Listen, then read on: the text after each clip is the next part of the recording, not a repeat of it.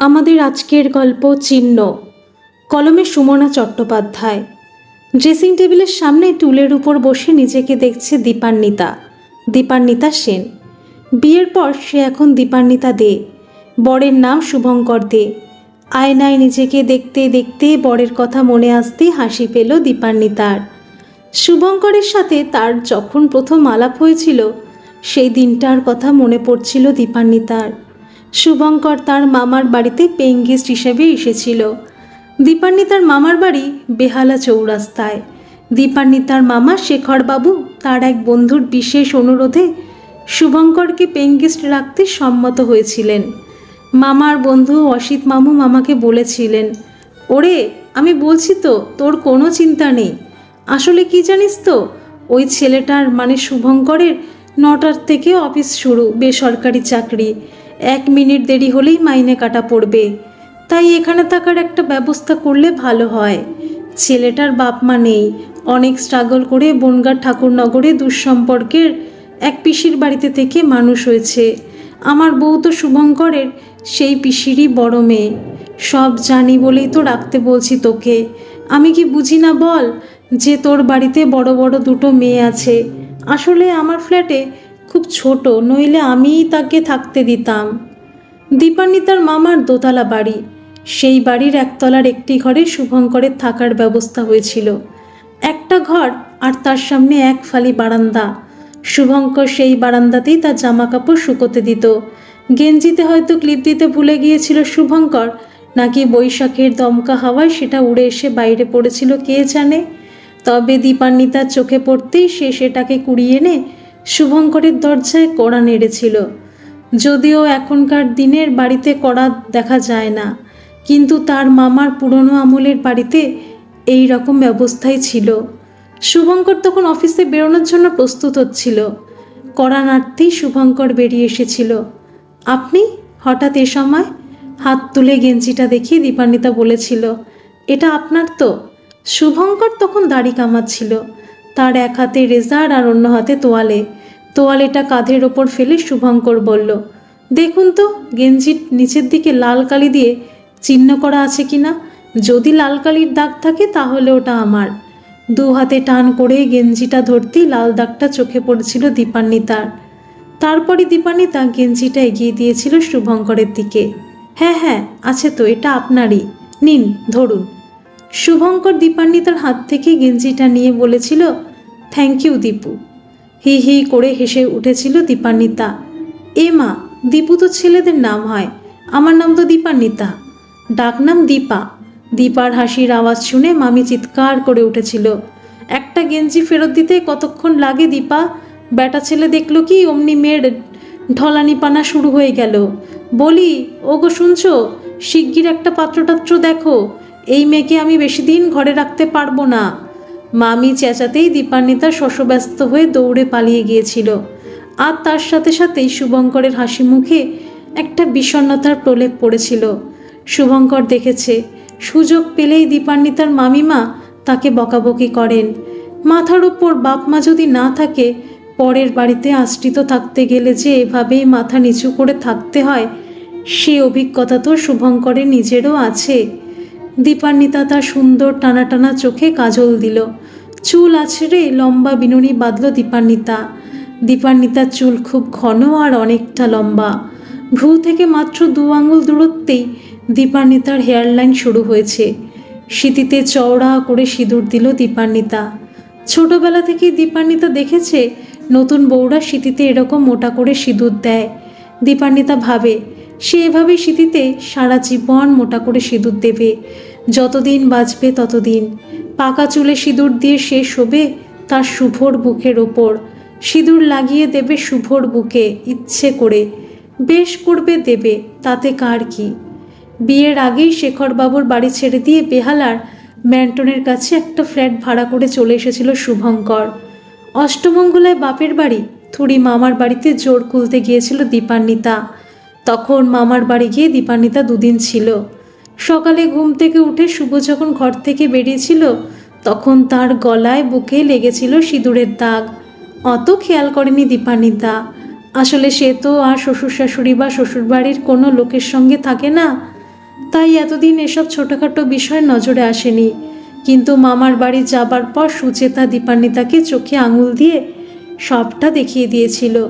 সুচেতা দীপান্বিতার মামাতো বোন। দীপান্বিতার চেয়ে সে 1 বছরের ছোট। তখন কলেজে পড়তো সুচেতা। এখন অবশ্য ইউনিভার্সিটিতে মাস্টার্স করছে। সেই যে বিয়ের পর মামার বাড়ি গিয়েছিল দীপান্বিতা, তারপর তো এই 1 বছরে একবারও যায়নি। ফোন করে তাও খুব কম। ফোন করে তো আর সুচেতার কথা জিজ্ঞাসাও করে না দীপান্বিতা। শুধু ওই মামা মামির শরীরের খবরটুকু নেয়। তখন যদি তারা সুচেতার কথা কিছু বলে, দীপান্বিতা চুপ করে শোনে। বয়সে ছোট হলেও সুচেতার সাংসারিক বুদ্ধি দীপান্বিতার তুলনায় একটু বেশি। আসলে বুদ্ধি দিয়ে দীপান্বিতাকে পরিপক্ক করে তোলার মতো তো কেউ নেই। দীপা সহজ সরল, সংসারের পুঁতি গন্ধময় গলিগুলো তার ভীষণ অচেনা। তাই সে সাবধান হতে পারেনি, আর অসাবধান হলে মাসুল তো দিতেই হবে। আগের রাতের ভালোবাসার সিঁদুরের চিহ্নগুলো গায়ে লেপ্টে শুভঙ্কর ঘর থেকে বেরোতেই সুচেতা বলেছিল, বাবা দীপা, কি নির্লজ্জ মেয়ে তুই, পারিসও বটে তোরা, অন্তত ঘর থেকে বেরোনোর আগে তো পরিষ্কার হয়ে বেরোবি। বাবা চা খেতে খেতে বলে উঠে চলে গেল, খেয়াল করেছিস, তোর জন্য তো আমারই লজ্জায় মাথা কাটা যাচ্ছে। মামিমা বলল, আরে বুঝিস না কেন, দেখাচ্ছে, বুঝেছিস, দেখাচ্ছে আমার বর আমাকে ভালোবাসে, তোমরা আমাকে কেউ কিছু বলো না, ছি। মামির কথা শেষ হতে না হতেই সুচেতা খিলখিল করে হেসে উঠেছিল। লজ্জায় অপমানে লাল হয়ে উঠেছিল দীপান্বিতা।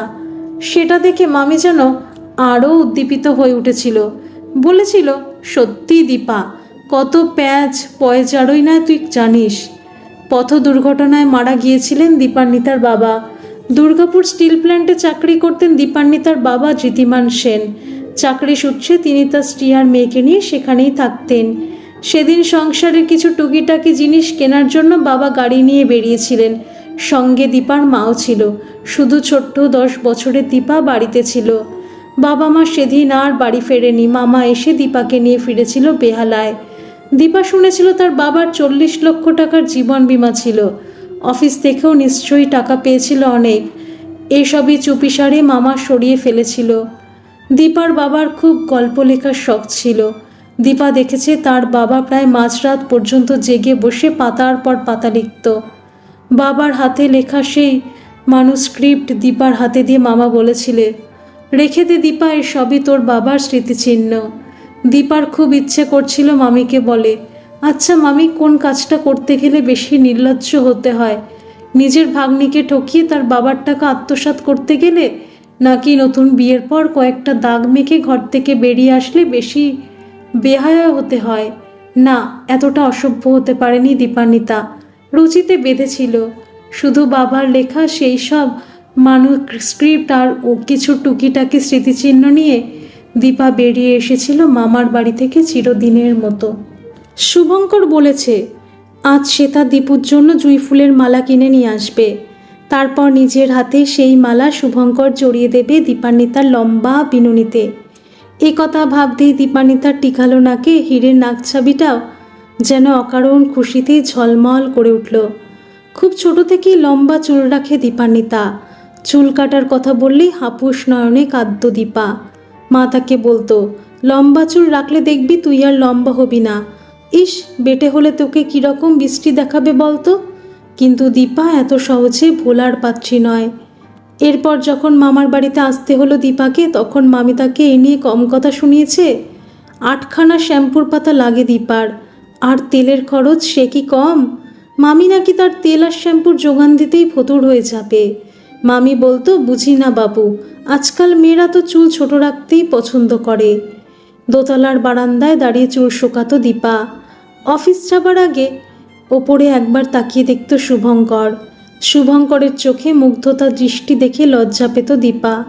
টুক করে নিজেকে লুকিয়ে ফেলত ভিজে জামা কাপড়ের আড়ালে। শনিবার রাতে অফিস থেকে বনগা চলে যেত শুভঙ্কর, ফিরত রবিবার সন্ধেবেলা। একদিন সন্ধ্যার সময় মামি দীপাকে দোকানে পাঠিয়েছিল। রাস্তায় দেখা হলো শুভঙ্করের সাথে। শুভঙ্কর তাকে ডাকল, এই যে দীপু দেবী, শুনছেন? দীপা ভয় পেয়ে গেল। আপনার সাথে কথা বললে মামি রাগ করবে। শুভঙ্কর বলল, কেন দীপু, আপনি তো কলেজে পড়েন, সেখানে কি কোনো ছেলে নেই? সুচেতা চৌরাস্তায় বিবেকানন্দ উইমেন্স কলেজে ভূগোল অনার্স নিয়ে ভর্তি হয়েছে, কিন্তু দীপা কমার্স নিয়ে পড়ছে ভবানীপুর এডুকেশন সোসাইটিতে। এই কমার্স নিয়ে পড়ার জন্য কি তাকে কম লড়াই করতে হয়েছে? কিন্তু দীপার বাবার এটাই স্বপ্ন ছিল যে তার মেয়ে কমার্স নিয়ে লেখাপড়া করবে।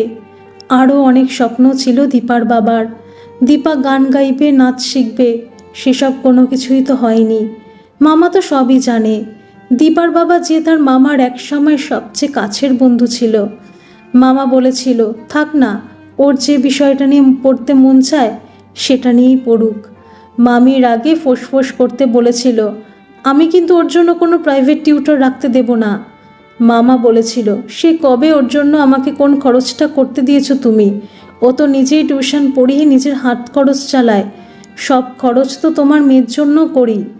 মামি তখন কুটনো কাটছিল, দাঁত খিচিয়ে বলল, মেয়ে আমার একার? বাপের বাড়ি থেকে আমি নিয়ে এসেছি ওকে? তোমার আদরের ভাগ্নি তো হীরের নাকছাবি পড়ে থাকে, তোমার মেয়ের আছে? আড়াল থেকে সব কথা শুনছিল দীপা। মামার অসহায় অবস্থা দেখে তার তখন খুব মায়া লাগছিল।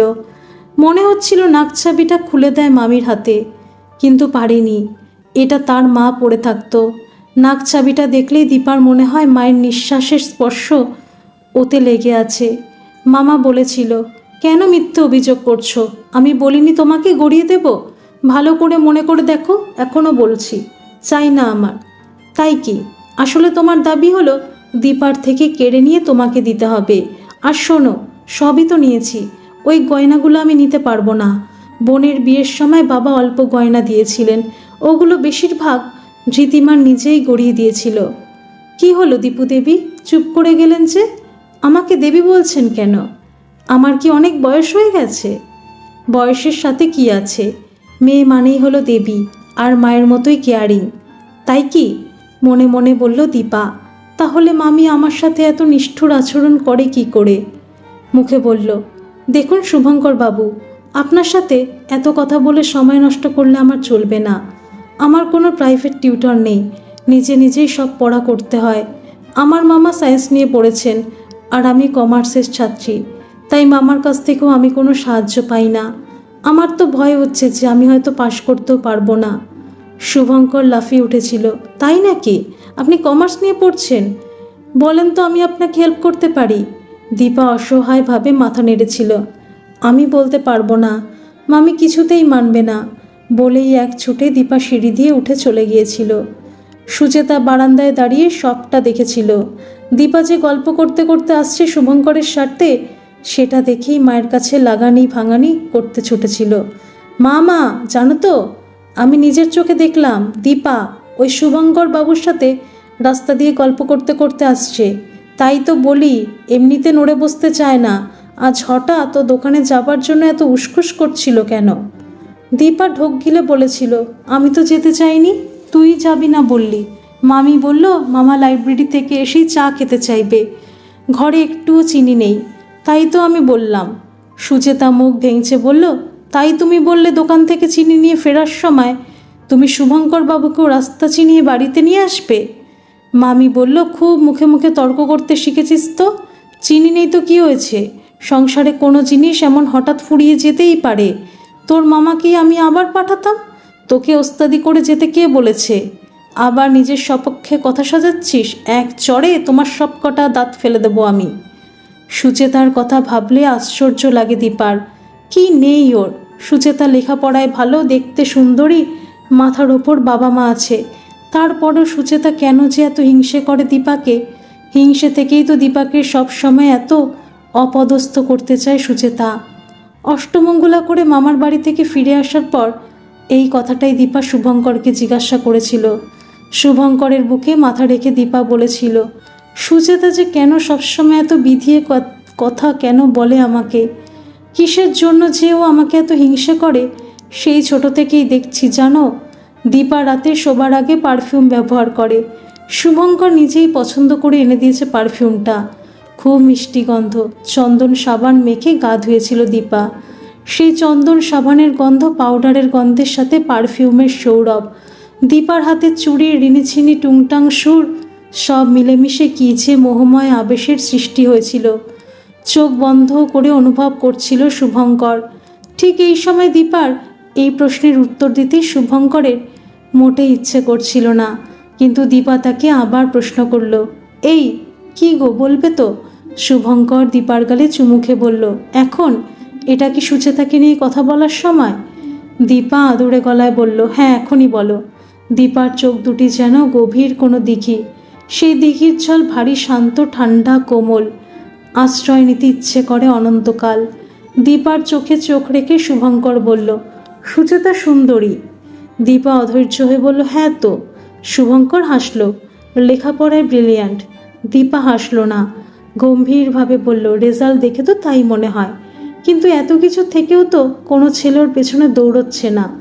দীপা মুচকি এসে বলল, এই জানো, ক্লাস 11-এ পড়ার সময় ও নিজেই ভাস্করদার পেছনে দৌড়েছিল। ভাস্করদা তখন যাদবপুরে ইঞ্জিনিয়ারিং পড়ছে। সে কি, সুচেতা কি তাকে নিজেই প্রপোজ করেছিল নাকি? হ্যাঁ, আর ভাস্করদা তখন বলেছিল, এটা লেখাপড়া করার সময়, আমার পেছনে ঘুরঘুর করার সময় নয়।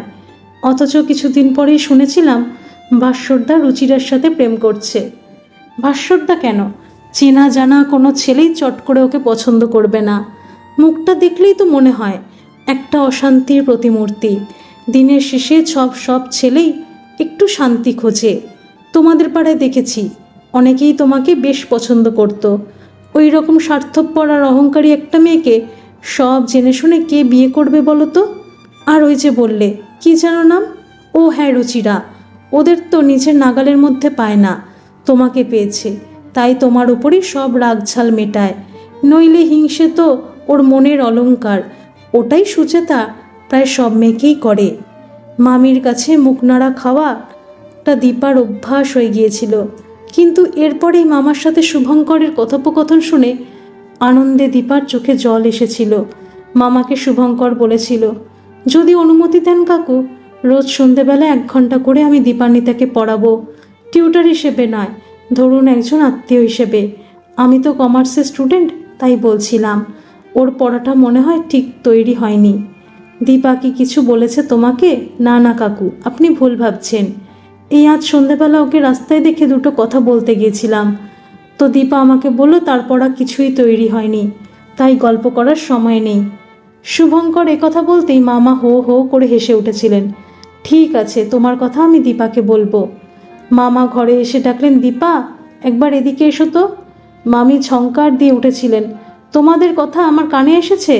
ওই ছোড়াটার কাছে তুমি দীপাকে পড়তে পাঠাবে নাকি? হ্যাঁ, কেন? সে একজন আত্মীয় হিসেবে পড়াবে বলেছে, কোনো পয়সা তো আর নেবে না। তাহলে তোমার এত আপত্তি কিসের? যদি প্রেম করে বসে, ভালোই তো, বিয়ে দিয়ে দেবো। যা ভালো বোঝো করো। বলেই মামি চলে গিয়েছিল। দীপা সামনে এসে দাঁড়াতেই মামা বলেছিলেন, তাহলে তুমি কাল থেকেই শুভঙ্করের কাছে পড়া স্টার্ট করে দিও। দীপা সলজ্জ ভঙ্গিতে মাথা নিচু করে একপাশে ঘাড় কাত করেছিল। দীপা কিছু দেখতে পায়নি, কিন্তু শেখরবাবু দেখেছিলেন। পর্দার আড়ালে একজোড়া হিংস্র চোখ। মেয়ের হিংস্রতা দেখে মধ্যবয়সী শেখরবাবুর কপালের বলির রেখা, ঠোঁটের দুপাশের সমস্ত চিহ্ন গভীর দুশ্চিন্তায় আরও সুস্পষ্ট হয়ে উঠেছিল। দীপান্বিতা শঙ্খ বাজিয়ে সন্ধে দিল, টবের তুলসী তলায় ধূপ দিয়ে প্রণাম করল। মামার বাড়িতে থাকতো সন্ধে দিত দীপা।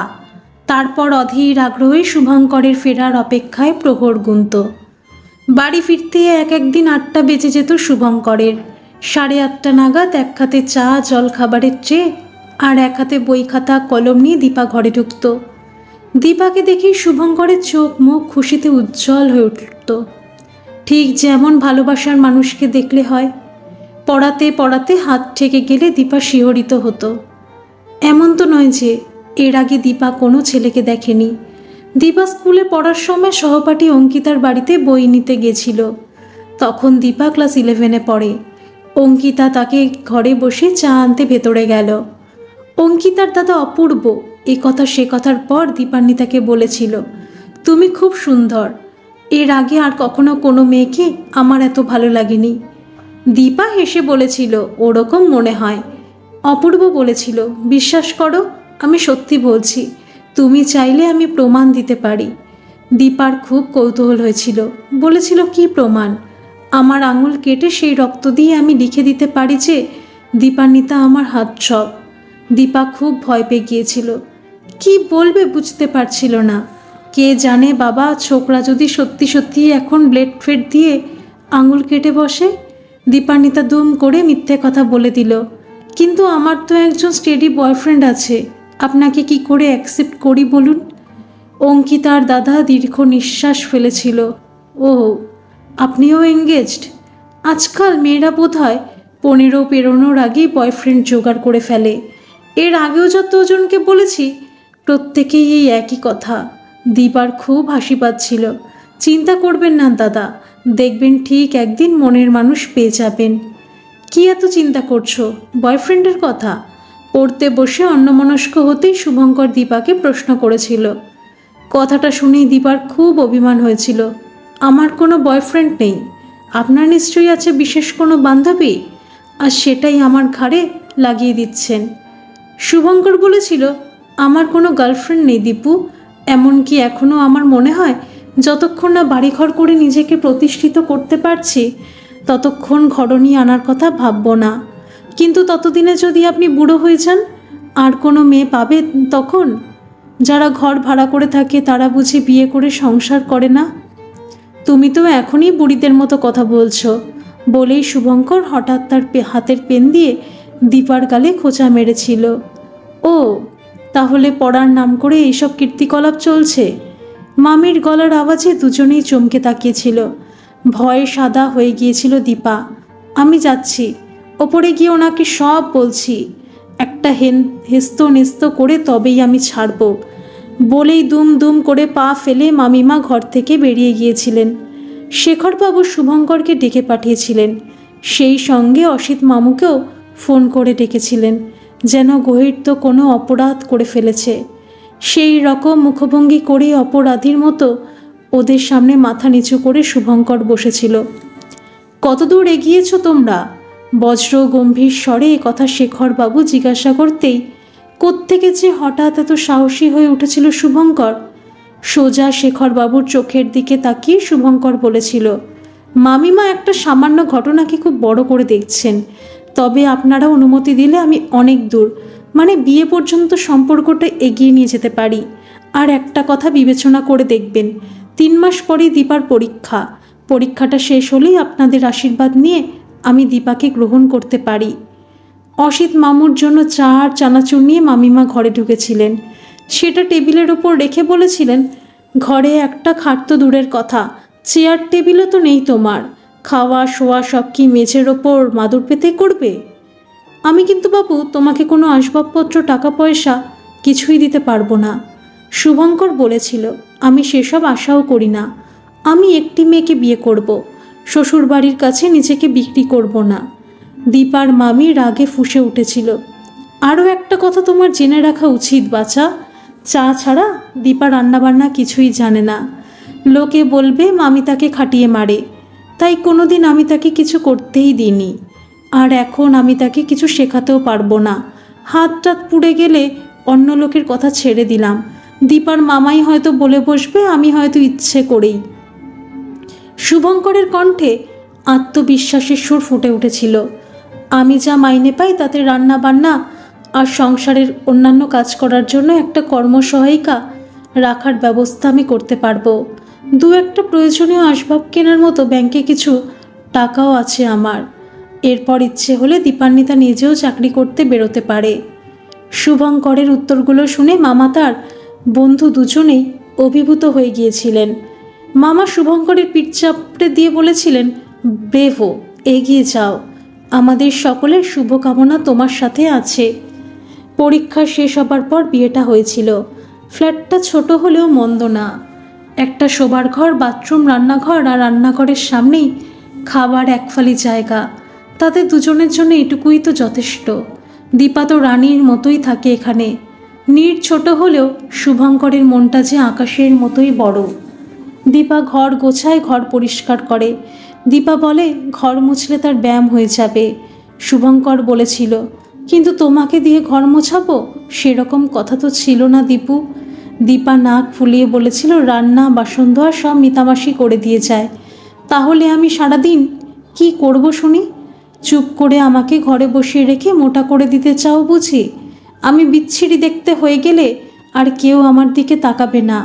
মনে মনে সেই রকম মতলব আটছ না কি? শুভঙ্কর আর কোনো প্রতিবাদ করেনি। আজ রাতের জন্য মিতামাসি কিছু রান্না করে দিয়ে যায়নি। শুভঙ্কর বলে গেছে আজ সে বিরিয়ানি নিয়ে আসবে, সঙ্গে ফিশ ফ্রাই আর মোমো। আজ দীপান্বিতার শুভঙ্করের বিবাহবার্ষিকী, তাই আজকের সন্ধে আর রাতটা একেবারে অন্যরকম করে কাটানোর ইচ্ছে ওদের। বেরোনোর আগে শুভঙ্কর দীপাকে বলেছিল আজ অফিস থেকে তাড়াতাড়ি বেরিয়ে পড়ব। দীপা বলেছিল দেখো এখন আবার ছাঁটাইয়ের যা ধুম পড়েছে। দীপা ঘড়ি দেখল, ঘড়িতে এখন 7টা বেজে গেছে। শুভঙ্করের তো এতক্ষণে ফিরে আসার কথা। ছাঁটাইয়ের ভয় শেষ মুহূর্তে কি সিদ্ধান্ত বদলে ফেলেছে শুভঙ্কর? 5:30টার সময় শুভঙ্কর ফোন করে বলেছিল যে সে বেরোচ্ছে। তাহলে কি সে বেরোতে পারেনি?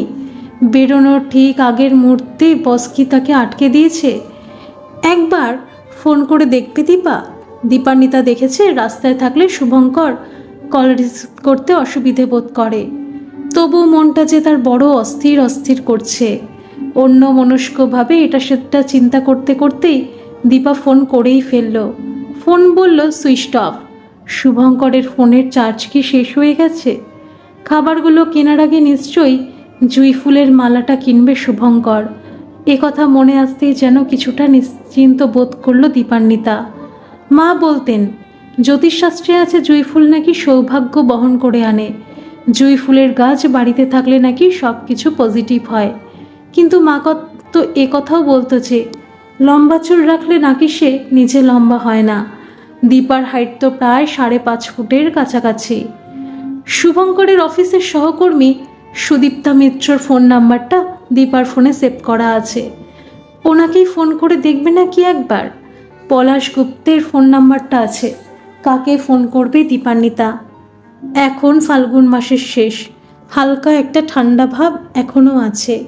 তবু অসহ্য গরমে হঠাৎই হাঁসফাঁস করে উঠল দীপান্বিতা। ভগবানকে মনে মনে ডেকে দীপান্বিতা বলল, হে ভগবান, আমার এই ছোট্ট জীবনে দুঃখ কষ্ট তো তুমি কম দাওনি আমাকে। এবার অন্তত মুখ তুলে চাও। এই শাখা সিঁদুর আমার এই সৌভাগ্যের চিহ্নগুলো যেন আমৃত্যু অক্ষয় থাকে ঠাকুর। মোবাইলে কল ঢুকতেই দীপান্বিতার এলোমেলো চিন্তায় ছেদ পড়ল। সুদীপ্তা মিত্র ফোন করেছেন। দীপান্বিতা কল রিসিভ করতেই ও প্রান্ত থেকে স্বর ভেসে এলো, হ্যালো, কে? দীপান্বিতা, আমি সুদীপ্তা মিত্র বলছি। হ্যাঁ ম্যাডাম, আমি দীপান্বিতা।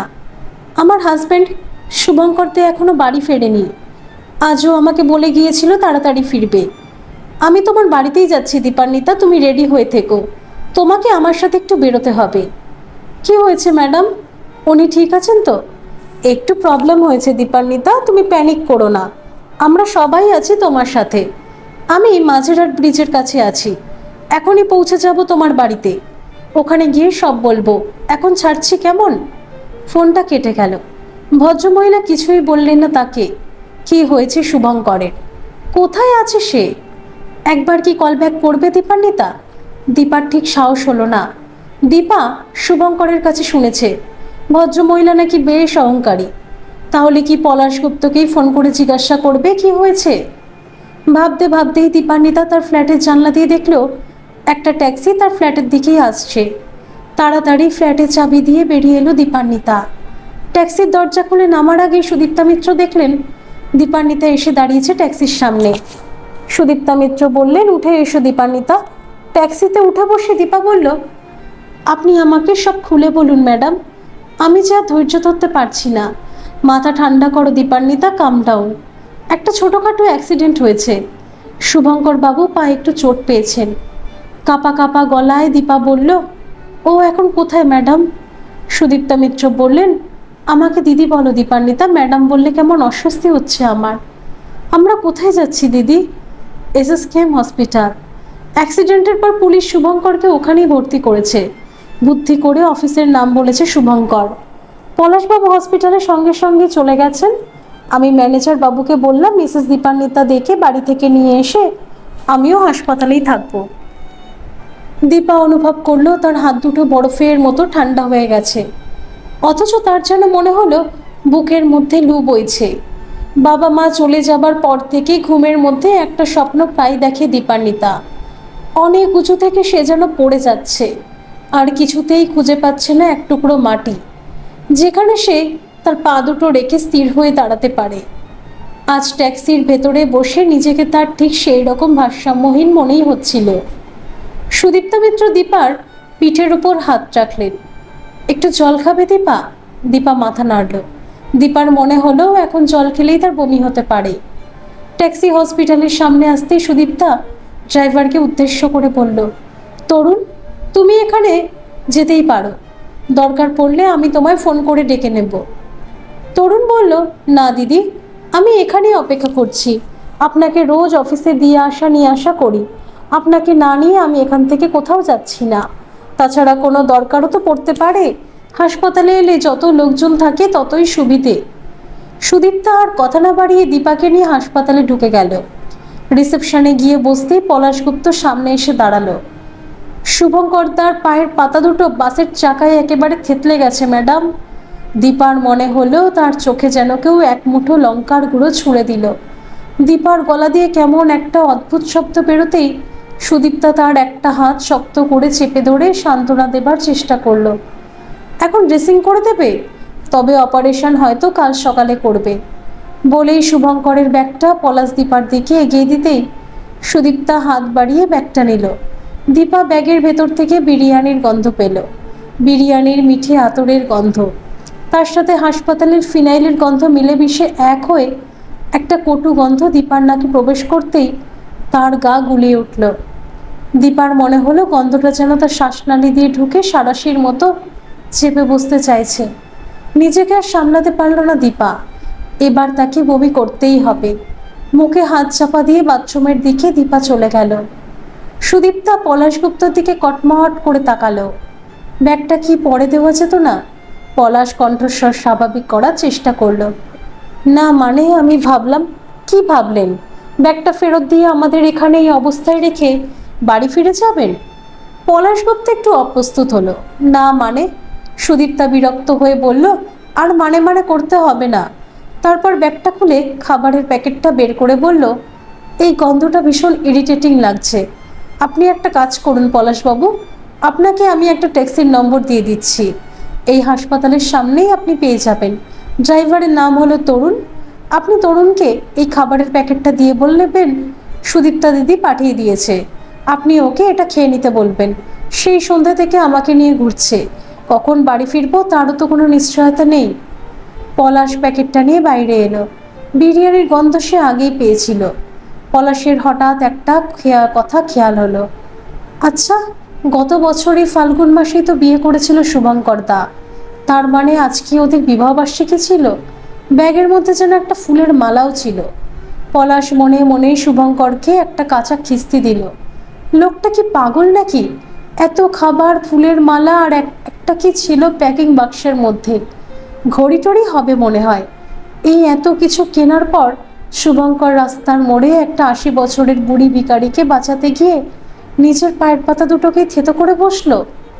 পলাশ মনে মনে বলল, এ শালা পাগলের অধম। কথায় আছে পাগলেও নিজের ভালো বোঝে, নইলে ঘরের রমণ কচি বউয়ের কথা বলে কেউ দেশোদ্ধার করতে বসে।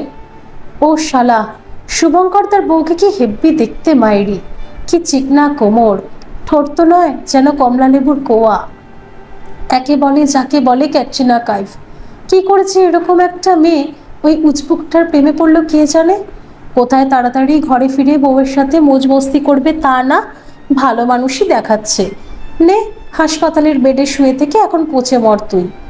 একটা বাচ্চা মেয়ে হাত ধরে টানতেই পলাশ এক ঝটকে হাত সরিয়ে দিল। যেই খাবারের গন্ধ পেয়েছিস অমনি চলে এলি? যত সব ভিখারির বাচ্চা, খেটে খেতে পারিস না? যা ভাগ এখান থেকে, ফুট। পলাশ একটু আড়ালে সরে এসে প্যাকেটটা ফাঁক করে দেখল। মনে হচ্ছে বিরিয়ানির সাথে আরও কিছু প্যাক করা আছে। সুদীপ্তা মিত্র তো ড্রাইভারকে শুধু বিরিয়ানির প্যাকেটটাই দিতে বলেছেন, বাকি খাবারের প্যাকেটটা পলাশ নিজের ব্যাগের ভেতর ঢুকিয়ে নিল। তরুণকে খুঁজে পেতে পলাশের একটু অসুবিধে হলো না। ওকে বিরিয়ানিটা দিয়ে এসে একটা কল থেকে পলাশ হাত ধুয়ে নিল। দ্বিতীয় প্যাকেটটা খুলে পলাশ দেখলো ওতে 2টো ফিশ ফ্রাই আর 6টা মোমো আছে। ফিশ ফ্রাই আর সবকটা মোমো উদরস্থ করে পলাশ ভাবল 1 কাপ চা খাবে। উফ, যা খিদে পেয়েছিল! সেই কখন দুপুরে 2টো রুটি আর আলু ভাজা কিনে খেয়েছিল। এগুলো খেয়ে যেন শান্তি হলো। ভাগ্যিস সব কিছু ধরে নিয়ে গিয়ে ওই ড্রাইভারকে দিয়ে দেয়নি। কেমন অনায়াসে বলে দিয়েছিল, মিস মিত্র, তরুণের খিদে পেয়েছে, ওকে দিয়ে আসুন। বেশি বেশি দরদ দেখাচ্ছে ড্রাইভারের প্রতি। আসলে নিজের পাড়ার ছেলে তো, তাই। কেন, পলাশ কি মানুষ নয়? তার খিদে তৃষ্ণা নেই? অফিসে বসে ডিরেক্টর সাহেবকে, ম্যানেজার বাবুকে তেল মেরে পলিটিক্স করেন ভদ্রমহিলা। এখানেও তাই করছেন। এতে আর আশ্চর্য কি? সাধে কি আর বলে, ঢেকি স্বর্গে গেলেও ধান ভানে। নিজের মনে হাসল পলাশ। বমিটা করে হাতে মুখে জল দিল দীপা। অনেকটা যেন নিজেকে এখন সুস্থির লাগছে দীপার। সুদীপ্তা মিত্রর কাছে এসে দীপা বলল, এখন কি একবার ওর সাথে দেখা করা যায় না দিদি? আপনি একবার গিয়ে সিস্টারকে রিকোয়েস্ট করবেন। সুদীপ্তা বলল, এখানে আমার চেনা জানা একজন ডক্টর আছেন, তোমার কোনো চিন্তা নেই বোন। শুভঙ্কর বাবুকে বেডে দেওয়া হয়েছে, চলো তার সাথে গিয়ে একবার দেখা করে আসি। দীপাকে শুভঙ্করের বেডের কাছে পাঠিয়ে সুদীপ্তা মিত্র দূরে দাঁড়িয়ে থাকলো। দীপা শুভঙ্করের বেডের কাছে গিয়ে তার মুখের সামনে ঝুঁকল। দীপা দেখলো অসহ্য যন্ত্রণায় কুঁকড়ে আছে শুভঙ্করের মুখ। সিস্টার বলল, পেশেন্টকে ঘুমের ইঞ্জেকশন দেওয়া হয়েছে ম্যাডাম, এখন ওনাকে বিরক্ত করবেন না, ঘুমাতে দিন, আর দেখা হয়ে গিয়ে থাকলে বাইরে যান। দীপা বেরিয়ে আসতেই সুদীপ্তা বলল, এবার বরং আমরা বাড়ি ফিরে যাই, কাল সকালে আবার আসবো। দীপা ঘাড় নেড়ে সম্মতি জানালো। বাইরে বেরিয়ে ওরা 3জন তরুণের ট্যাক্সিতে উঠে বসলো। পলাশ বলল, অনেকটা রাত হয়ে গেছে ম্যাডাম, আমার বাড়ি সেই মহেশতলা, আমাকে বাড়ি পৌঁছে না দিলে এত রাতে অসুবিধায় পড়ে যাব ম্যাডাম। সুদীপ্তার প্রচণ্ড বিরক্তি লাগছিল। লোকটা কি নিজের স্বার্থ ছাড়া কিছুই বোঝে না? হাত তুলে বলল, আগে বেহালা গিয়ে দীপান্বিতাকে নামিয়ে দেবে, তারপর আমাকে পর্ণশ্রীতে নামিয়ে দিয়ে তরুণ তোমাকে মহেশতলা পৌঁছে দেবে। দীপার হাতে শুভঙ্করের ব্যাগটা দিয়ে সুদীপ্তা বলল, তুমি কাল সকাল 8টার মধ্যে স্নান টান করে রেডি হয়ে থেকো কেমন? আর কিছু খেয়েও নেবে, তোমার সামনে এখন অনেক লড়াই, না খেয়ে থাকলে চলবে কেন? বাড়িতে এসে ব্যাগ খুলে দীপা জুঁই ফুলের মালাটা বের করলো। তারপর ওটাকে হাতে নিয়ে মেঝের ওপর জবুথবু হয়ে বসে রইল কতক্ষণ। কে জানে, ঘড়ির কাঁটা তার নিজস্ব নিয়মে এগিয়ে চলল, আর দীপার মন ক্রমশ ঘড়ির কাঁটার বিপরীত দিকে হাঁটতে গিয়ে তার গতিপথ হারিয়ে ফেলেছিল। দীপার মা তার মস্ত খোপায় জুঁই ফুলের মালা জড়াতে খুব পছন্দ করতেন। দীপা যখন মায়ের গলা জড়িয়ে ধরত তখন মা তার কপালে চুমু খেতেন। জুঁই ফুলের মিষ্টি গন্ধে ছোট্ট দীপার মন খুশিতে ভরে উঠত। দীপা ভেবে রেখেছিল আজ রাতে সে মায়ের মতোই ওই মালা জড়িয়ে মুখ নিচু করে তার শুভর কপালে চুমু খাবে। ফুলের গন্ধ আর তার শরীরের পারফিউমের সুবাসের সাথে ভালোবাসার আতর মিশিয়ে সে আজকে আনন্দের স্রোতে ভাসিয়ে নিয়ে যাবে নিজেকে আর শুভঙ্করকে। কিন্তু ভগবান আজ এটা কি করলেন তার সাথে? মেঝেতে বসে আয়নায় নিজেকে দেখতে পেল দীপা। নিজেকে একেবারে অচেনা মনে হলো দীপার। একটা ভয় যেন কেউটে সাপের মতো আষ্টে পৃষ্ঠে জড়িয়ে ধরেছে তাকে। আর যাকে আজ জড়িয়ে ধরে শুয়ে থাকবে বলে দীপা ভেবেছিল, শুভঙ্কর, সে তো শুয়ে আছে হাসপাতালের বেডে, দীপার থেকে কয়েক কিলোমিটার দূরে, ওষুধে আচ্ছন্ন হয়ে। তার মুখে আজ শুধুই অব্যক্ত যন্ত্রণার চিহ্ন। প্রতিদিনের মতো ঠিক সকাল 6:30টায় দীপা শুভঙ্করের ফ্ল্যাটের দরজায় বেল টিপল মিতামাসি। কিন্তু একবার বেল দিলে তো দীপা দরজা খোলে না কোনোদিন। কম করে 3বার বেল দিতে হয় মিতামাসিকে।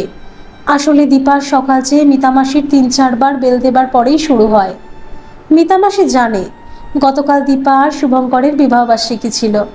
আজ কতবার বেল দিতে হবে কে জানে। কথাটা ভাবতেই হাসি পেল মিতামাসির। তাই একবার বেল দেবার পরই বেলের ওপর থেকে হাত সরিয়ে নেয়নি মিতামাসি। কিন্তু মিতামাসি অবাক হয়ে দেখল দ্বিতীয়বার বেল দেবার আগেই আজ দরজা খুলে গেল। দরজা খুলেই মন্থর পদক্ষেপে মাথা নিচু করে ঘরের ভেতর ঢুকে গেল দীপা। মিতামাসি ঘরে ঢুকে দরজা দিয়ে বলল, বাবা দীপা, আজ কার মুখ দেখে উঠেছিলাম রে, একবার বেল দিতে না দিতেই দরজা খুলে দিলি। দীপা কোনো জবাব দিল না, ধপ করে বসে পড়েছে চেয়ারে।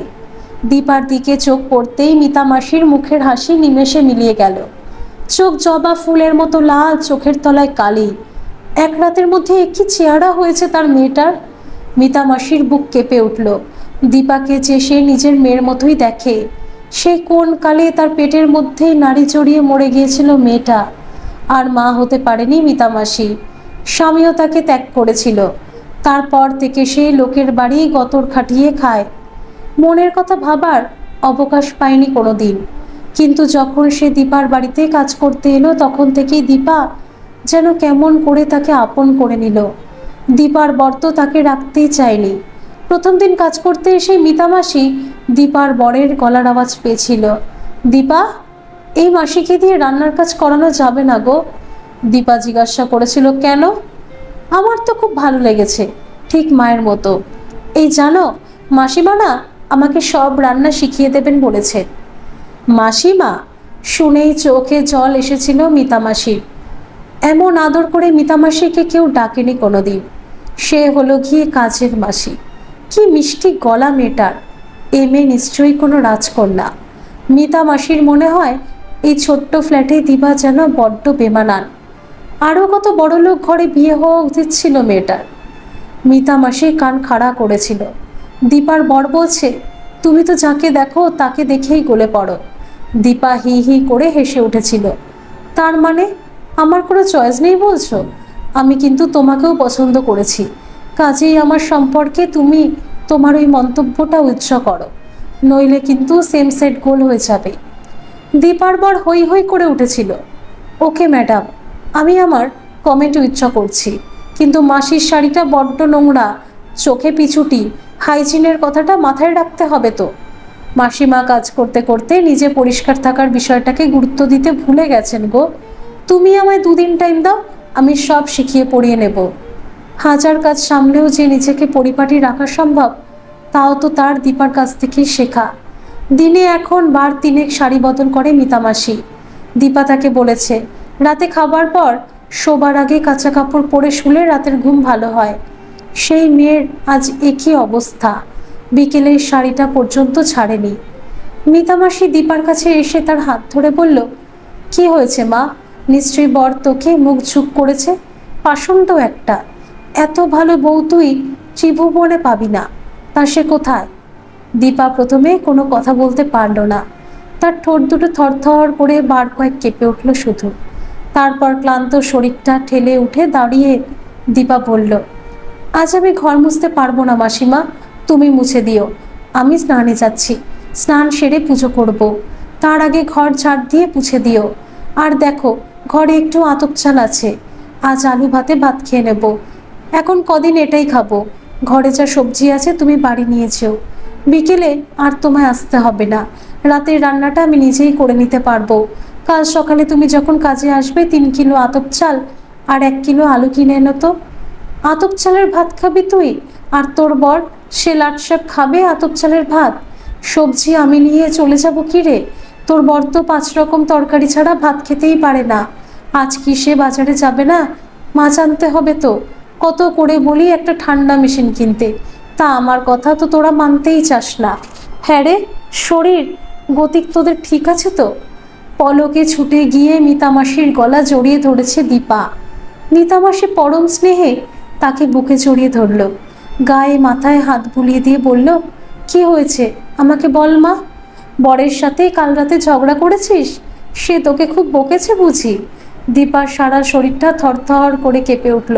ফুলে ফুলে কাঁদছিল দীপা। কান্না জড়ানো গলায় বলল, সে কাল রাতে বাড়ি ফেরেনি। ও, তার সেই পিসির বাড়ি গেছে বুঝি? তোমাকে নিয়ে যায়নি বলেই তোমার অভিমান হয়েছে মা? ও হাসপাতালে ভর্তি আছে। তোমার ছেলে পায়ের পাতায় খুব ব্যথা পেয়েছে মাসিমা। দীপার কথা শুনে মিতা মাসির বুকে যেন শেল বিঁধল। এতক্ষণে পুরো বিষয়টা তার মাথায় ঢুকেছে। একে বাপ মা মরা মেয়ে মনের মতো সঙ্গী জুটিয়ে বিয়ে করতে না করতেই ফের দুর্ঘটনা। হায় ঈশ্বর, এতখানি নিষ্ঠুর তুমি হও কি করে? তুমি নাকি দয়াময়, যা কিছু করো সব নাকি মানুষের মঙ্গলের জন্য, তারই নমুনা। মিতামাসি বুঝলেন মেয়েটাকে এ সময় সাহস দেওয়া দরকার, নইলে সে আরও ভেঙে পড়বে। জোর করে দীপার মুখ টেনে ধরে মিতামাসি তার চোখ মুছিয়ে দিল। তারপর চেয়ারে বসিয়ে দিয়ে বলল, পায়ে চোট পেয়েছে, ঠিক হয়ে যাবে দীপা। রাস্তায় চলতে ফিরতে আঘাত লাগতেই পারে, ডাক্তার বাবুরা তাদের সাধ্যমতো নিশ্চয়ই চিকিৎসা করবেন। তারপর আমরা মা মেয়ে দুজন মিলে সেবা যত্ন করে তাকে একেবারে সুস্থ করেই তুলব। দেখিস তুই, শুধু কটা দিন তোকে একটু ধৈর্য ধরতে হবে। যা মা, স্নান করে পুজোটা সেরে ফেল, আমি ভাত চাপিয়ে দিই। দীপা তবু চুপ করে বসে থাকে। মিতামাসি তার পিঠে হাত বুলিয়ে দিয়ে বলে, সব ঠিক হয়ে যাবে, দেখিস তুই। তোরা তো আর এমন কোনো পাপ করিস নি যে ভগবান মুখ তুলে চাইবেন না। দীপা আস্তে আস্তে উঠে বাথরুমে গিয়ে শাওয়ার খুলে দাঁড়িয়ে থাকে। দীপার চুল বেয়ে, শাড়ির আঁচল আর কুচি বেয়ে অঝোর ধারায় জল পড়তে থাকে। রাত জাগা শরীরের বিষণ্ণ ক্লান্তি শোষণ করার ক্ষমতা আছে জলের। দীপা বুঝতে পারে না। দীপা আজ কত কিছু দেখছে। রাত শেষ হয়ে কেমন করে সকাল হয় আজ দেখেছে দীপা। শেষ রাতের অন্ধকার মিলিয়ে যাবার আগে পাখির ডাক শুনেছে। কোকিলের গলার স্বর কাকের মতোই আজ যতটা কর্কশ লেগেছে দীপার, আলাদা করতে পারেনি। দীপা আজ তার নিজের সম্পর্কে মানুষের মতামত শুনেছে। একটু আগে মিতামাসি তাকে বলেছে সে তেমন কোনো অন্যায় করেনি কারো সাথে, অথচ মিতামাসি আসার একটু আগে দীপা শুনেছে সে পাপিষ্টা। সকাল 6:10 নাগাদ মামাকে ফোন করেছিল দীপা। মামা টয়লেটে গিয়েছিল, ফোন ধরেছিল সুচেতা। দীপা সুচেতাকে অ্যাক্সিডেন্টের খবরটা দিল। শুনে সুচেতা বলল, এরকমটা যে হবে সে তো জানা কথা, যে বাড়িতে থেকে মানুষ হলি সেই বাড়িতে বিয়ের পর আশাই বন্ধ করে দিলি। নিজের শিকড় যারা ভুলে যায় তাদের এরকমটাই হয়। পাপ, বুঝলি, পাপ। ওপরওয়ালার কাছে হিসেব তো দিতেই হবে। দীপা স্তব্ধ হয়ে শুনেছিল ওর সব কথা। স্নান করিয়ে বেরিয়ে দীপা ডালে ফোড়ন দেবার গন্ধ পেল। তার যেন মনে হলো কুমড়ো আলুর তরকারিও বার করেছেন মাসিমা। দীপা মুখ বাড়িয়ে বলল, এসব কি হচ্ছে মাসিমা? মিতামাসি বলল, যা হচ্ছে একদম ঠিক হচ্ছে। আমি সেদ্ধ চালের ভাতই করেছি, সঙ্গে ডাল, আলু ভাতে আর কুমড়োর তরকারি। তোর বর না ফেরা পর্যন্ত রাতে আমি এখানেই থাকবো। এই রাত 9টার মধ্যেই আমি চলে আসব। তারপর রুটি আর বেগুন ভাজা করব। দুধ আমি নিয়ে আসব। 1 গ্লাস দুধ খাবি? আমি কোনো কথা শুনতে চাই না। খুব বর সোহাগী হয়েছ তুমি। বরের শরীর খারাপ আর উনি নাওয়া খাওয়া ঘুম ছেড়ে দিয়ে বিভাগী হলেন। বরের সোহাগ তুমি দেখেছো, এবার মায়ের শাসন দেখবে। আমার কথার অবাধ্য হলে আমি কিন্তু তোকে ধরে মেরেও দিতে পারি। পুজো করে উঠতেই দীপা দেখলো সুদীপ্তাদি ফোন করেছেন। আমি 8:30 আসছি দীপা, আর 40 মিনিট পর। তুমি রেডি হয়ে থেকো, তোমাকে হাসপাতালে নামিয়ে দিয়ে আমি অফিস চলে যাব। সারাদিন থেকো, তারপর সন্ধ্যের সময় তোমাকে ওখান থেকে তুলে নেব। দীপা ভয়ে ভয়ে বলল, টাকা পয়সা কি আমি কিছু? ওসব নিয়ে তোমাকে ভাবতে হবে না দীপা, অফিস থেকেই সব দায়িত্ব নেওয়া হচ্ছে। আর শুভঙ্কর হয়তো 3-4 মাস কাজেও আসতে পারবে না, কিন্তু ওর মাইনেটা তুমি অবশ্যই পাবে। তারপর যে কোনো পরিস্থিতিতে তোমার কথা সবসময় আমাদের অথরিটির মাথায় আছে। এটা প্রাইভেট কনসার্ন হলেও কোনো চিন্তা নেই তোমার। এখানে প্রত্যেকটা বিষয় মানবিকতার সাথেই বিবেচনা করা হয়। খেতে বসে দীপাকে ভাত নিয়ে নাড়াচাড়া করতে দেখে মিতামাসি বলল, দাঁড়া দীপা, আমি তোকে ভাত মেখে খাইয়ে দিচ্ছি। সেই কোন ছোটবেলায় দীপাকে ভাত মেখে খাইয়ে দিত মা। আর কেউ কখনো তাকে খাইয়ে দেয়নি, চুল আছড়ে পেতে দেয়নি। মিতামাসি আজ তাকে ঠিক মায়ের মতো ভাত মেখে নাড়ু পাকিয়ে পাকিয়ে খাইয়ে দিচ্ছিল। সস্নেহে তার পিঠে হাত রেখে মায়ের মতো করে যেন বলল, আজ নিরামিষ খেয়ে নাও দীপা, কাল আমি বাজার থেকে মাছ নিয়ে আসবো। কাল তোমায় মাছ খেতেই হবে, ভালো না লাগলেও খেতে হবে। কাল একাদশী তো মা, তাই সদবা মানুষদের একটু মাছ মুখে ছোঁয়াতেই হয়। এই কয়েকটা ঘন্টার মধ্যে দীপা দেখল এই সমাজে তার চেনা এই ক্ষুদ্র পরিসরটুকুর মধ্যে কত রকম চিহ্নই না ছড়িয়ে ছিটিয়ে আছে। ভালোবাসা, নিষ্ঠুরতা, দায়িত্ববোধের, মানবতার, মনুষ্যবোধ থেকে শুরু করে আপন মানুষের কদর্যতার, সর্বোপরি অনাত্মীয় এই বৃদ্ধা স্নেহশীল কর্তব্য পরায়ণতার কথা তার মনে দাগ কেটে থাকবে চিরকালের মতো। ট্যাক্সিতে উঠে বসে সুদীপ্তা মিত্র তার মোবাইলের স্ক্রিনে চোখ রেখে খুটখাট করতে লাগলেন। আর সুদীপ্তার চোখ সারাক্ষণ রইল জানালার বাইরে। ব্যস্ত অফিস যাত্রী, স্কুলের পথে বাচ্চাদের কিচিরমিচির, রাস্তার ধারে স্টলগুলি থেকে খাবার কেনার হিড়িক, সব কিছুই রোজের মতো একরকম। শুধু দীপার দিনটা আজ একদম আলাদা। কলেজে পড়ার সময় বাসে যখন জানলার ধারে সিট পেত দীপা, তখন যা দেখেছে আজও তাই দেখল। তবু যেন কেমন অন্যরকম লাগলো সব কিছু। দীপার দেখার চোখ কি আলাদা হয়ে গেছে? একটা বিখ্যাত সিনেমা হলের সামনে সুপারহিট হিন্দি ছবি সুন্দরী নায়িকার খোলামেলা ছবির পোস্টার দেখলো দীপা। এগুলো আগে দেখলে দীপা মনে মনে উল্লসিত হয়ে উঠত। আজ হলো না। পরিবর্তে দীপার দু চোখ আকৃষ্ট হলো একটু দূরে বসে থাকা দুটি উলঙ্গ শিশুর দিকে। শিশু দুটির মাও আছে তাদের সাথে। যুবতী ভিকারিনীর পোশাকও খোলামেলা, ছেঁড়া শাড়ি আর ব্লাউজের দরুন শরীর যত্রতত্র উন্মুক্ত। জ্যামে আটকে পড়েছে ট্যাক্সি। দীপা খুঁটিয়ে লক্ষ্য করতে করতে উত্তেজিত হয়ে জানলার বাইরে তার মুখ বাড়ি দিয়েছে। সুদীপ্তা মিত্র হঠাৎ ধমকে উঠলেন, দীপা, বিপদ ঘটাবে নাকি? হাত মুখ ভেতরে ঢুকিয়ে ঠিক হয়ে বসো। তুমি কি বাচ্চা হয়ে গেলে নাকি? বলেই তাকালেন বাইরের দিকে।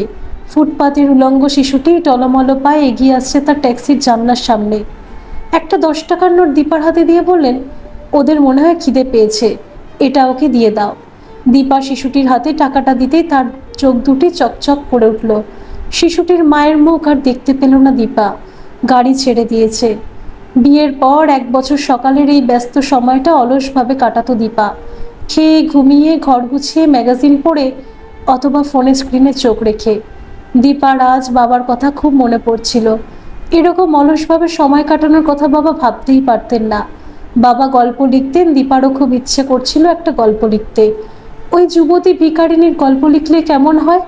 কোটিপতি নায়িকার উদ্ধত যৌবনের পসরা সাজানো হোর্ডিংয়ের তলায় যার জীবন, যার সংসার, গল্পের কি নাম দেবে দীপা? বিলাসিতা ও দারিদ্র্য? হসপিটালের সামনে ওকে নামিয়ে দিয়ে চলে গেল সুদীপ্তা মিত্র। সমস্ত নিয়মকানুন মেনে দীপা শুভঙ্করের সামনে পৌঁছলো। শুভঙ্করের হাত ধরল দীপা। শুভঙ্কর দেখলো এক রাতের মধ্যেই দীপার মিষ্টি মুখটা যেন ভেঙে চুড়ে গেছে। দীপার মুখে বিষাদের কালো ছায়া। শুভঙ্কর বলল, কি খেলে আজ সকালে? দীপার খুব কান্না পাচ্ছিল, তবু চোখ দিয়ে এক ফোঁটা জলও আর বেরোলো না। চোখে অদৃশ্য অশ্রুবিন্দুর চিহ্ন পরিস্ফুট হলো। শুভঙ্কর তাকিয়ে দেখল, কিছু বলল না, শুধু তার করা প্রশ্নের উত্তরের অপেক্ষা করতেই লাগলো। ভেবেছিলাম ঘি দিয়ে আলু ভাতে ভাত খাবো, কিন্তু মাসিমা কিছুতেই শুনলেন না। জোর করে ডাল ভাত তরকারি মেখে খাইয়ে দিলেন। শুভঙ্করের মাথায় একটা দুষ্টু বুদ্ধি এলো। বলল, ভাগ্যিস। দীপা অবাক হয়ে বলল, কেন? বাহ, ওই রকম ফেনা ভাত, ঘি আর আলু সেদ্ধ খেলে তুমি মোটা হয়ে যেতে না? মোটা বউ আমার একেবারে পছন্দ নয়। অবশ্য এরপর হয়তো তুমি আমাকে অপছন্দ করবে, খোড়া বর। শুভঙ্করের কণ্ঠস্বরে বিষাদের সাথে মজা করার আভাস পেল দীপা। হঠাৎ সারা শরীর জ্বলে গেল দীপার। লোকটা তাকে বিপদে ফেলে এখন মজা করছে। দীপা গম্ভীরভাবে বলল, এই রকম ন্যাকামির জন্যই আজ এই অবস্থা তোমার। একটু সিরিয়াস হবার চেষ্টা করো। শুভঙ্কর যন্ত্রণা কমানোর জন্য হালকা চালে কথা শুরু করার চেষ্টা করছিল। দীপা যে এত বিরক্ত হবে সেটা শুভঙ্কর বুঝতে পারেনি। শুভঙ্কর দীপার হাত ছেড়ে দিয়ে নেতিয়ে পড়ল। সিরিয়াস যে শুভঙ্কর কোনো কালেই নয়, হয়তো হতেও পারবে না। দীপা কি বাকি জীবনটা মানিয়ে চলতে পারবে তার সাথে? শুভঙ্কর দেখল মাথায় তেল মেখে সিঁথিতে সিঁদুর দিয়েছে দীপা। একটা মিষ্টি গন্ধ ভেসে আসছে দীপার শরীর থেকে, কিন্তু হাসপাতালের ঝাঁঝালো ওষুধের গন্ধ এখন বাস্তব। দীপার শরীর এখন তার কাছে স্বপ্নের চেয়েও অবাস্তব। দীপা আর শুভঙ্কর দুজনেই একটা স্বপ্ন দেখেছিল কিছুদিন আগে। এই বৈশাখেই অফিস থেকে 15 দিনের ছুটি নেবে শুভঙ্কর। কাশ্মীর বেড়াতে যাবে, বরফ নিয়ে খেলবে। হানিমুনে পুরী গিয়ে সমুদ্র স্নানের সময় খুব বাড়াবাড়ি করেছিল শুভঙ্কর। সেদিনও দীপান্বিতা ভৎসনা দৃষ্টিতে তাকিয়েছিল শুভঙ্করের দিকে। সেদিন তার দু চোখেও ভয় দেখতে পেয়েছিল শুভঙ্কর। আজও দীপান্বিতার চোখে ভয় আর ভৎসনার অভিব্যক্তি, কিন্তু সেদিন দীপার চোখে এইসব কিছুর সাথেই লজ্জা আর আদর মিশেছিল। তার ঠোঁটের উচ্ছল হাসিতে নব যৌবনের জোয়ার ছিল। আজ যেন দীপাকে অনেক পুরনো গৃহিণী বলে মনে হলো। অনেকদিন আগে যে মাকে হারিয়েছে শুভঙ্কর, আজ মনে পড়ল তার কথা। শুভঙ্কর বাস্তবে ফিরে আসার চেষ্টা করলো। মিতা মাসি আমার কথা কিছু জিজ্ঞাসা করেনি? মাঝ বয়সী সিস্টার এগিয়ে এসে দীপার দিকে জিজ্ঞাসা দৃষ্টিতে তাকালো। একজন বয়স্ক ভদ্রলোক রিসেপশনে এসে বসে আছেন ম্যাডাম, বললেন শুভঙ্করদের মামা শ্বশুর। অ্যাক্সিডেন্টের কথাও বলেছেন। কি যেন নামটা বললেন ভদ্রলোক? সিস্টার দীপাকে এইটুকু বললেই খেই হারিয়ে ফেলল। শেখর দাস, আমার মামা। মামা এসেছে বলেই প্রায় ছুটতে ছুটতে বাইরে বেরিয়ে রিসেপশনে চলে এলো দীপান্বিতা। মামাকে দেখে গাম্ভীর্য হারিয়ে দীপান্বিতা আবার অনেকক্ষণ পর বালিকার মতো কেঁদে ফেলল। শেখর বাবু বললেন, আমার বাড়িতে এখন কিছুদিন গিয়ে থাকবি মা? দীপা কান্না থামিয়ে মামার মুখের দিকে তাকালো। মামার মুখের চামড়াটা যেন কিশমিশের মতো চুটকে গেছে। 1 বছরে মামার মুখবয়বে এতটা পরিবর্তন দেখে আশ্চর্য হলো দীপা। মামার হাত ধরে দীপা একটা বসার জায়গা খুঁজল। বলল, তোমার শরীর ঠিক আছে মামা? ধুর বোকা মেয়ে, এটা কি আমার শরীরের কথা জিজ্ঞাসা করার সময়? বুড়ো হচ্ছি, শরীর তো ভাঙবেই। এখন আমাকে শুভঙ্করের কাছে নিয়ে চল, তাকে দেখতেই তো এসেছি। দীপা বলল, হ্যাঁ তাই চলো। শুভঙ্করের কাছে এসে শেখরবাবুর মুখ আরও দীর্ণ জীর্ণ হলো। বললেন, সবই কপাল বাবা। শুধু একটা কথা শুনে আশ্বস্ত হলাম যে তোমার অফিস থেকে সব কিছু সামলে দিচ্ছে। বলেই দীপার দিকে তাকিয়ে ফের অনুরোধ করলেন, এই কটা দিন গরিব মামার কাছে গিয়ে থাকবি তো? মামার বারংবার অনুরোধে দীপান্বিতা অস্বস্তি বোধ করছিল। কি বলে যে এড়িয়ে যাবে প্রসঙ্গটা, সেটাও সে কিছুতেই বুঝতে পারছিল না। এখন মামার বাড়িতে গিয়ে উঠলে সুচেতার মামিমা তাকে দাঁতে পিষবে, হেনস্তার অন্ত রাখবে না।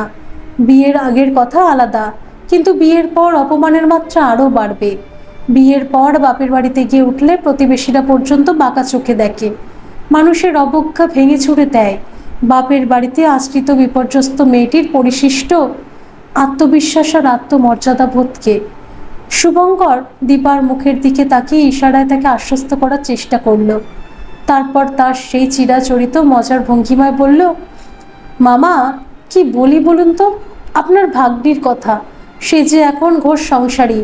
আমাকে বাদ দিয়েও ওই ফ্ল্যাটের খাট, আলমারি, চেয়ার, টেবিল, বাজারের ঝুড়ি, তেল মশলার কৌটো, এগুলো তার মস্ত আপনজন।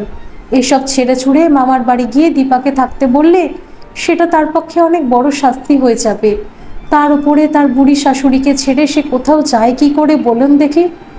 শেখরবাবু একটু অবাক হয়ে বললেন, অ্যাক্সিডেন্টের খবর পেয়ে বনগা থেকে তোমার পিসিমা এর মধ্যেই এসে পড়েছেন এত তাড়াতাড়ি?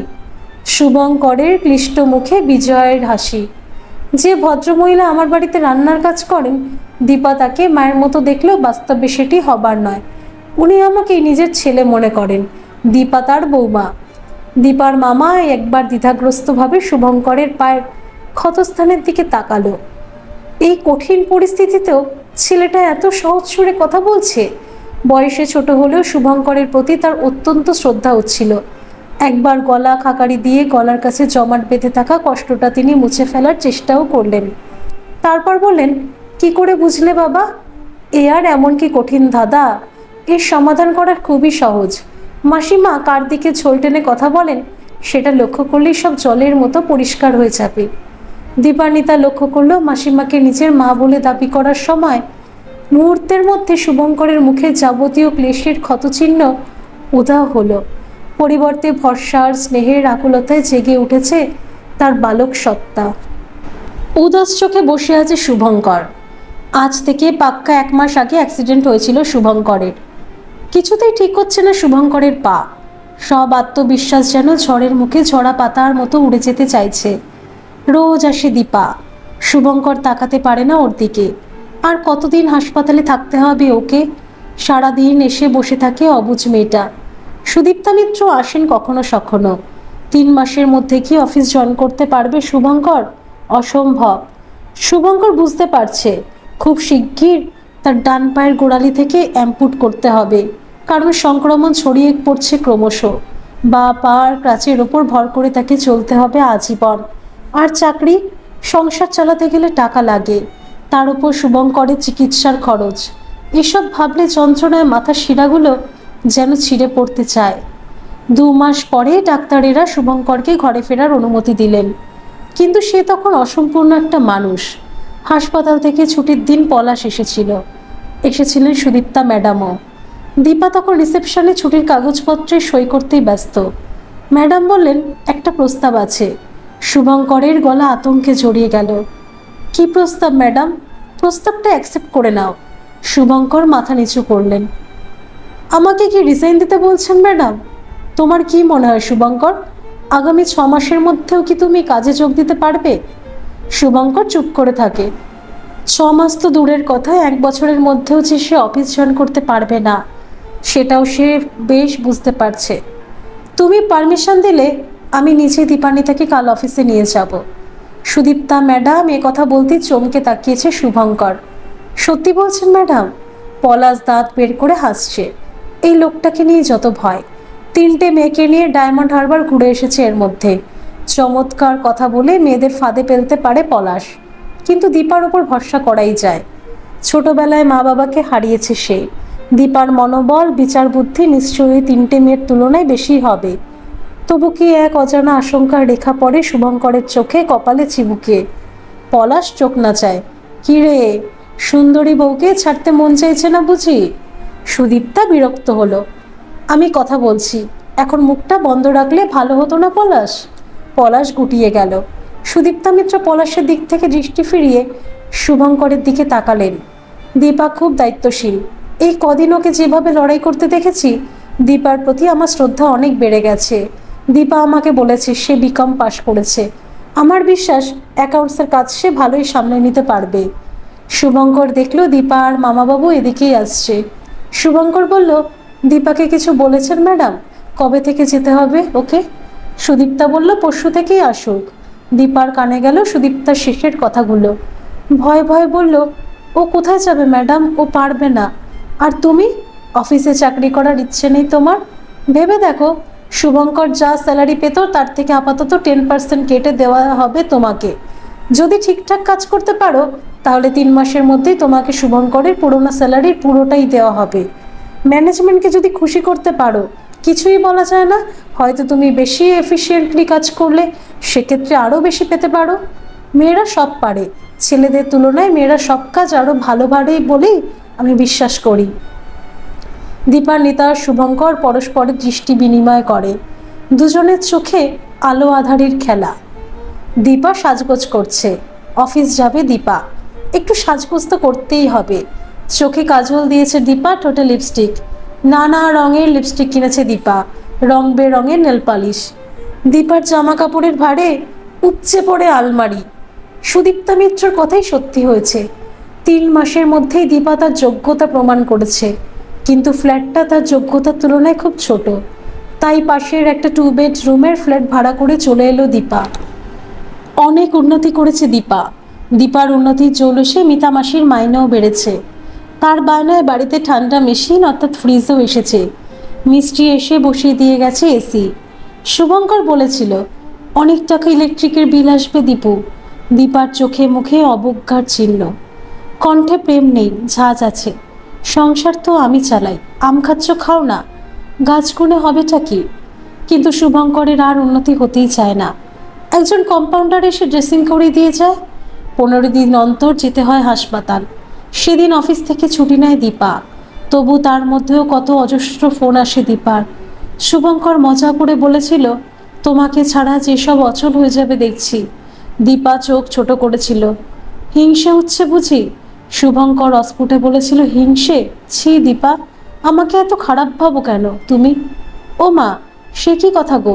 তুমি কত মহান, সারা দেশের চিন্তা তোমার মাথায়। অন্যকে বাঁচাতে নিজের প্রাণকে পর্যন্ত তুচ্ছ করতে পারো তুমি। আমার কথা ছাড়ো, আমি তো ছোট লোক।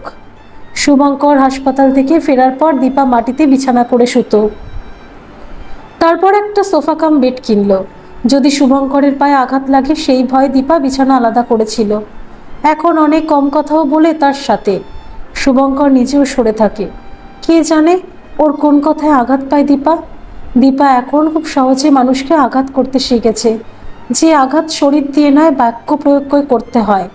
রান্নায় নুন কম বেশি হলে অথবা আলমারির কোণে ঝুল দেখলে দীপা এখন অনায়াসে বলে দিতে পারে, শরীরে না পোষালে কাজ ছেড়ে দিতে পারো মাসি, আমি অন্য লোক দেখে নেব।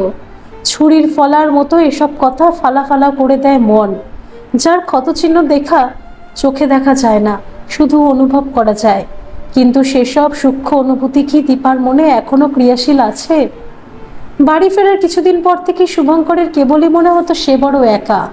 দীপা বেরিয়ে যাবার পর মিতামাসি একদিন বলল, আমি মূর্খ মানুষ, একটা কথা বলবো বাবা, শুনবে? শুভঙ্কর বলল, এসব মূর্খ টুর্খ বললে কিন্তু সত্যি শুনবো না মাসিমা। বেশ বাবা, তাহলে যা বলছি মন দিয়ে শোনো। দীপা আমাকে একবার দেখিয়েছিল, ওর ওই বক্সটাতে ওর বাপের লেখা সব গল্প আছে। তুমি দেখেছো? হ্যাঁ দেখেছি। খুব সুন্দরভাবে শুরু হয়েছে গল্পগুলো, কিন্তু একটা গল্প উনি শেষ করতে পারেননি। তুমি ওগুলোকে পূর্ণতা দেবে বাবা? আমি আমি পারবো মাসিমা। নিশ্চয়ই পারবে বাবা, এত সুন্দর কথা বলো তুমি। কষ্টের মধ্যে হেসে ফেলে শুভঙ্কর। এই বন্ধুহীন পৃথিবীতে একমাত্র এই বৃদ্ধাই তো তাকে আগলে রেখেছে। শুভঙ্কর বলেছিল, সুন্দর কথা বলতে পারলে গল্প লেখা যায় বুঝি?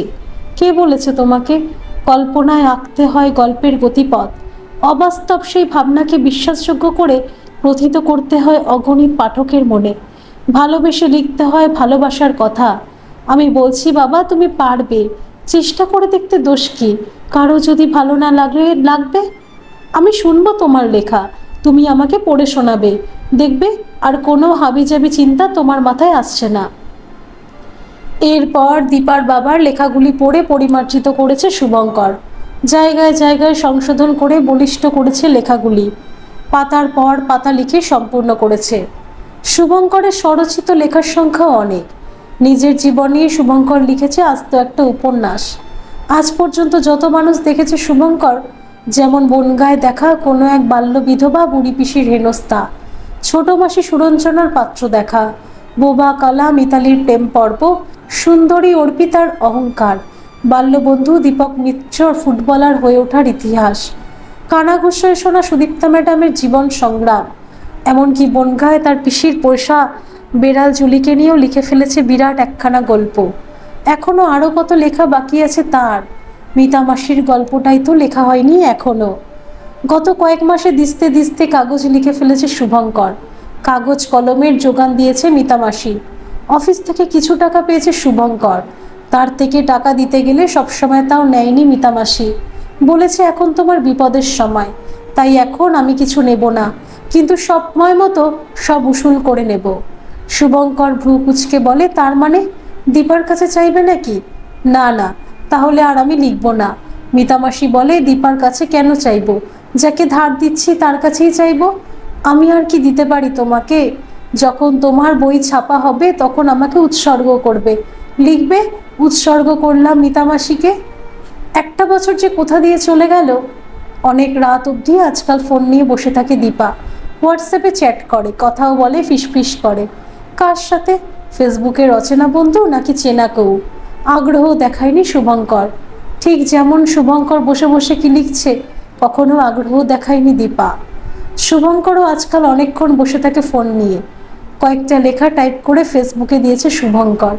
সুদীপ্তা মিত্র পড়েছে, আরও অনেকেই পড়েছে। লাইক কমেন্টের বন্যা বয়ে গেছে, শেয়ার হয়েছে কয়েক হাজার। একজন প্রকাশক খুব উৎসাহী। এখন ক্রাচে ভর দিয়ে হাঁটতে পারে শুভঙ্কর। রাতে টয়লেট যেতে গিয়ে শুভঙ্কর শুনতে পেল দীপার গলা। একদম ঠিক বলেছ পলাশ, আর পারা যাচ্ছে না। কি বলছো? হ্যাঁ হ্যাঁ, ডিসিশন তো নিতেই হবে। কি বলছো, ডায়মন্ড হারবার? হ্যাঁ, কিন্তু সেটা বিয়ের আগে কেন বাবু? গয়নাগুলো তোমার কাছে রেখে আসা সেফ হবে? যা, কি যাতা বলছো পলাশ? ওসব আমার বাবার দেওয়া গয়না। আজ পর্যন্ত মামি অথবা সুচেতা কেউ হতে হাত দেবার সাহস পায়নি। না না, ওসবেও হাত দেবে না। কত গয়না? কম করে 30 ভরি তো হবেই। কি বললে? বাবার লেখা? বাবার লেখা কি চুরি করে নিজের নামে চালাচ্ছে? ফেসবুকে দিয়েছে? কি লিখেছে? সংগৃহীত? হ্যাঁ, বলেছি তো তোমাকে, বাবা লিখতে শুরু করেছিলেন। গঞ্জের দ্রৌপদী, দাঁড়াও তো তুমি, ফোনটা রাখো, আমি ওর মজা দেখাচ্ছি। পলাশ? পলাশ দীপার বিশ্বস্ত স্বপ্নের পুরুষ। বাবার দেওয়া গয়না একমাত্র পলাশের কাছে রাখতে পারে দীপা? স্তব্ধ হয়ে দাঁড়িয়ে আছে শুভঙ্কর। দীপা এসে দাঁড়ালো তার সামনে। আমার বাবার লেখা ফেসবুকে দিয়েছ? হ্যাঁ, লেখাগুলো কমপ্লিট করেছি। কার অনুমতি নিয়ে এসব করেছো? আমার অন্যায় হয়ে গেছে, ওনার নামটা দেওয়া উচিত ছিল। নিশ্চয়ই, কিন্তু তারও আগে আমার পারমিশন নেওয়া তোমার উচিত ছিল। তোমারও উচিত পলাশের সাথে জীবন শুরু করার আগে আমার কাছ থেকে আগে ডিভোর্সটা নেওয়া, তাই নয় কি? আগে তো গয়নাগুলো সরাই। নিশ্চয়ই, সেই সাথে তোমার বাবার লেখাগুলো রেখে আসবেও ওর কাছে। একবার এখনই আমার সামনে ফোন করে কথাটা বলবে নাকি পলাশকে? নিশ্চয়ই বলবো, তোমার সামনেই বলবো। কি মনে করো তুমি নিজেকে? এই দেখো, স্পিকারে দিচ্ছি, ওর কথাটাও শুনতে পাবে। দীপা কল করে। চুপ করে দাঁড়িয়ে থাকে শুভঙ্কর। গয়নার বাক্স আর বাবার লেখা দুটোই রেখে আসবো তোমার কাছে, নিরাপদে থাকবে। পলাশের অট্টহাসিতে যেন ফোনের স্ক্রিনটাও লজ্জা পাচ্ছে। পাগল হলে নাকি দীপা? ভাটের লেখা নিয়ে আমি কি করব? ওসব পুড়িয়ে ফেলো, আমার তো চাই তোমাকে। দুর্গ জয় করে সোনা হস্তগত করেই তো স্বর্গসুখ, বিজয় গল্পের আনন্দ। সোনা দানা টাকা পয়সা সব কুড়িয়ে কাছিয়ে নিয়ে আসবে। ওষাদের ভাগ আমি করতে পারবো না, বলে দিলাম। আরও কি বলতে যাচ্ছিল পলাশ, দীপা আর কিছু শুনতে পারল না। এইটাই পলাশের আসল পরিচয়। সুদীপ্তা মিত্র তাহলে ঠিকই বলেছিলেন, পলাশের চরিত্র ঠিক নয়। Dipa, be careful. দীপার পা কেঁপে গেল। আশ্রয় নিতে যাচ্ছিল শেষ আশ্রয় শুভঙ্করের বুকে। সরে গেল শুভঙ্কর। সারা রাত একা শুয়ে রাত জাগলো দীপা, ঘুমাতে পারল না। পরদিন সকালে 8টা বাজতেই শুভঙ্করকে ফোন করলেন সুদীপ্তা মিত্র। একটা সুখবর আছে শুভঙ্কর, তোমাকে বাড়িতে কম্পিউটার দেওয়া হবে। ম্যানেজার বাবু সিদ্ধান্ত নিয়েছেন তুমি ওয়ার্ক ফ্রম হোম করবে। কি রাজি তো? আর পলাশকে স্যাক করা হবে। একটু পরেই ম্যানেজার বাবু তোমাকে অফিসিয়ালি সব জানাবেন। সুদীপ্তা মিত্র ফোন ডিসকানেক্ট করতেই দীপান্বিতা এসে দাঁড়ালো শুভঙ্করের সামনে। কাজ ফিরে পেয়েছো, সুস্থ হয়েছে অনেকটা। লেখক হিসেবে নাম হয়েছে তোমার, বই বেরোবে। তাছাড়া মিতা মাসিমা আছে। আমি এবার যাই শুভ। মিতা মাসি পাশের ঘর ঝাড় দিচ্ছিল। দীপার কথা তার কানে গেছে। সে ঝাঁটা হাতে তেড়ে এলো। কি বলছিস পোড়ামুখী? স্বামীকে ছেড়ে কোথায় যাবে তুমি? দীপা ছুটতে গিয়ে জড়িয়ে ধরেছে মিতা মাসিকে। আমি অন্যায় করেছি মাসিমা, নিজের স্বামীর চেয়ে অন্য একটা লোককে বেশি বিশ্বাস করেছি আমি। আমি ঘৃণার অযোগ্য, আমাকে উনি আর গ্রহণ করতে পারবেন না। এভাবে প্রত্যাখ্যাত হয়ে আমি এখানে থাকতে পারবো না মাসিমা, আমার চলে যাওয়া উচিত। মিতা মাসি বলল, তাহলে তোর মামার কাছে গিয়ে কদিন থাক। আমার ছেলে তোকে আবার বিয়ে করে এই বাড়িতে নিয়ে আসবে। একদিন হয়ে গেল বিছানা আলাদা করেছিস, আবার নতুন করে ফুলসজ্জার খাট সাজাতে হবে। শুভঙ্কর বলল, এবার কিন্তু টিভির ধারাবাহিকের মতো হয়ে যাচ্ছে মাসিমা, ওখানে এরকম 2-3 বার বিয়ে হয়। দীপা একরাশ অভিমান নিয়ে সরে দাঁড়ালো। আমি একলা আলাদা ফ্ল্যাট ভাড়া করে থাকবো। কোনো ট্র্যাজিক উপন্যাসের নায়িকার মতো গুমড়ে মরবো না, মহাসুখেই থাকবো, একাকিত্ব উপভোগ করব। মিতা মাসি বলল, আর একটা কথা বললে না, মেরে আমি তোমার মাথার ভূত ছাড়িয়ে দেব। তুমি এখানেই থাকবে। ঠিক 10 মাস পর হাসপাতালে অপেক্ষামান শুভঙ্কর দে। দীপার মামার বাড়ির থেকে মামা মামি, এমনকি সুচেতাও এসেছে তার বরকে সাথে করে। 2 মাস আগেই মামা সুচেতার বিয়ে দিয়েছেন। প্রত্যেকের চোখে মুখে উৎকণ্ঠা আর খুশির চিহ্নগুলো অবলীলায় সহাবস্থান করছে। অবশেষে প্রতীক্ষার অবসান ঘটল এক সময়। উদীয়মান লেখক শুভঙ্করকে তার পাঠক প্রকাশক থেকে শুরু করে অফিসের সহকর্মীরা, বনগার পিস্তুত ভাইরা বোনেরা কনগ্রাচুলেশনস পাঠিয়েছে। অসংখ্য শুভেচ্ছা বার্তার নোটিফিকেশনে ভরে গেছে ফেসবুক আর হোয়াটসঅ্যাপ। কিছুক্ষণ আগে ছোট্ট একটা প্রাণ দীপান্বিতার শরীর থেকে বেরিয়ে পৃথিবীর আলো দেখেছে। শুভঙ্কর আর দীপান্বিতার ভালোবাসার স্মারক। জন্মের আগে যার নাম ঠিক করে ফেলেছিল ওরা। ছেলে হলে সমন্বয় আর মেয়ে হলে সমন্বিতা। মিতা মাসি 2 দিনের নাতনিকে কোলে নিয়ে বলল, খুব কঠিন নাম, সহজ একটা ডাকনাম আমি ভেবে রেখেছি দীপা। কি গো মাসিমা? সীমা। দীপা আর শুভঙ্কর পরস্পরের দিকে তাকালো। তাদের চোখের ইশারায়, মুখের রেখার সাংকেতিক ভাষায় আজ শুধুই সীমাহীন খুশি আর মানসিক পরিতৃপ্তির চিত্র। ধন্যবাদ সকল বন্ধুরা। এই গল্পটি যদি আপনাদের ভালো লেগে থাকে তাহলে অবশ্যই একটা লাইক করে দেবেন।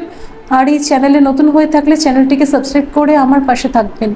আর পাশে থাকা বেল আইকনটিকে প্রেস করে দেবেন যাতে সমস্ত গল্পের নোটিফিকেশানগুলি সবার প্রথমে আপনাদের কাছে পৌঁছে যায়।